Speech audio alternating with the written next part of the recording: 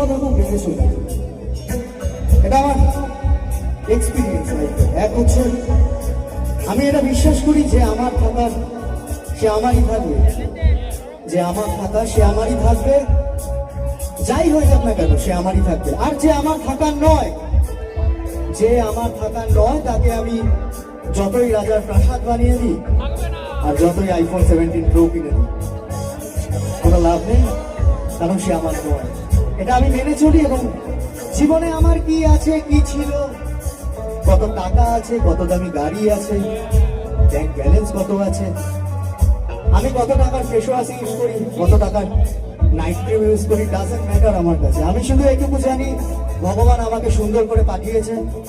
আমার পকেটে 50টা টাকা যথেষ্ট বস, কারণ ওই 50টা টাকা 500টা টাকার সমান হয়ে সেই দিনটা কাজে লাগবে যেদিন আমি আমার শেষ নিঃশ্বাস ত্যাগ করবো, শেষ চুরিটাই ঢুকবো। এর বাইরে জীবনে কিচ্ছু নেই, আমি এটা মানি। তাই প্রত্যেককে বলবো ভালোভাবে বাঁচো, প্রতিটা মুহূর্ত, প্রতিটা সেকেন্ড, প্রতিটা মিলি মাইক্রো সেকেন্ড আনন্দে বাঁচো। কারণ জীবনে যেন এই লাইনগুলো কখনো না আসে। লাইনগুলো সবাই একটু গাইবো তাদের জন্য, সবাই মিলে।